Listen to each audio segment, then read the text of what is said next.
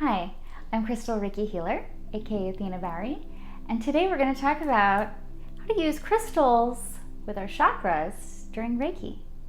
Thanks for watching.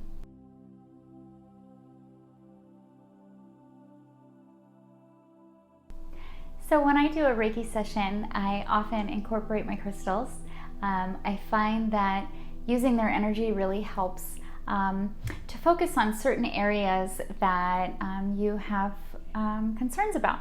So Reiki will always go for your highest good, but crystals can help kind of point some of that towards the areas that you feel you need the most and most attention to first.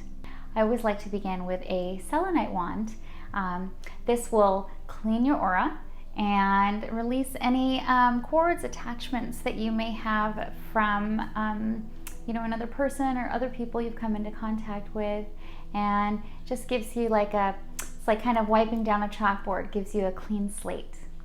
Now, of course, everybody's Reiki session will be different and everybody's concerns are different, and so different crystals will be used. But just to give you a breakdown of chakras, I'll start with this black obsidian. So black obsidian is just one of my favorite grounding and negative energy stones. It's the return to sender stone. So whoever's been sending you those bad vibes or whatever bad vibes you've been absorbing, it just kind of sends them back. Not in a harmful way, but just, return to sender. So for your sacral chakra, which is located right about where your womb is, below your belly button, but above your pelvis. And carnelian is a really wonderful stone for that. Just as a reminder to live from a place of joy and to live your passion and creativity. But it's really a lot of people, when they're starting to feel really down, their sacral chakra can be out of alignment just because they need that joy back in their life. And carnelian is a great way to help with that.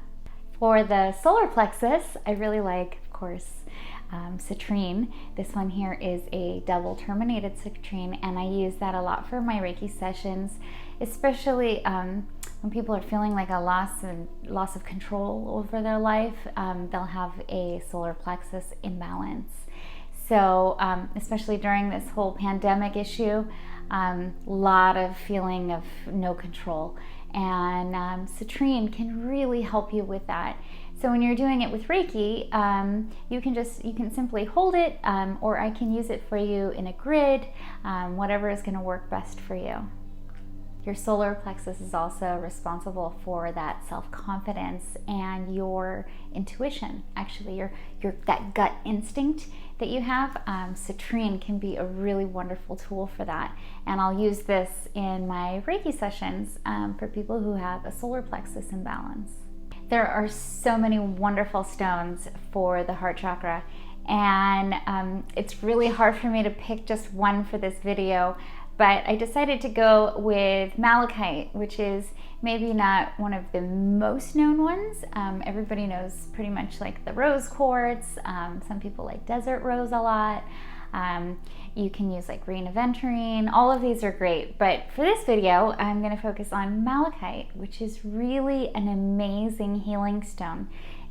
It's also very protective in its energy and protecting that heart chakra and helping open up and release old traumas.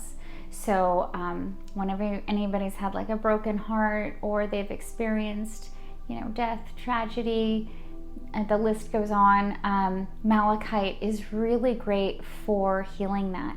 Your throat chakra is your center for creativity, creative expression, and of course speaking your truth. So I really like to use blue lace agate for that. I find that people who have a hard time either through repression from, maybe as they were children, they were told, be quiet, you can't say that, you can't feel that. That's where throat chakra gets blocked a lot, and that imbalance will keep you from speaking your truth, using your voice, and also like finding your creative outlet. Having a creative outlet is really an incredible healing tool all on its own. So I find that blue lace agate will help you to balance that throat chakra.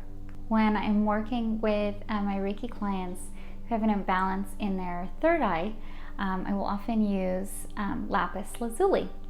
lapis lazuli. They can also use that for throat chakra, but it really is wonderful for third eye. Also helps you connect that that ability, that psychic ability, that intuitive nature that you have, and then be able to express it. So this one is kind of like a 2-for-1 when it comes to crystals and your chakras. When I am working with someone's crown chakra, which is located at the top of your head, this is your divine connection chakra. So this is where you get that like intuition, but divine intuition. This is where you receive your soul messages. And amethyst, which is super common and really easy to find, it can be a really great tool for this, for opening that up, just keeping that sense of communication open. If you don't have amethyst, another one I really like to work with is clear quartz. Clear quartz is also like the master healer, right? So this one, you can also even just place it here if you're not doing a Reiki session, and that will help clear your chakras as well. This one I will always use as my amplifier points. When I use a grid for my Reiki clients, I will use little pieces, not necessarily these big ones, but little pieces to points around the crystals, so that that helps amplify the energy and also their divine connection to source, which is very important. At the end of every Reiki session, I will again bring out my selenite wand and go ahead and seal in all that fabulous energy. And then I will do a cord cutting for myself. It will help sever our connection and help you to go on so that you can accept your healing and just live your best life. Please remember too that when you've done a Reiki session, for the few days following, the Reiki will continue to work on you. So go ahead and just allow yourself to feel whatever emotions and feelings are coming through. Let them come through as they heal. And just think of it, sometimes if you think of it in that way, it helps in letting go of these emotions that you are so tied up to. I hope this has been helpful, and if you are either thinking about getting a Reiki session or you are doing Reiki sessions yourself, whether it is self-healing or for other people, know that these are ways that you can incorporate crystals into your healing sessions. When you're doing it for yourself, you can simply hold the crystal.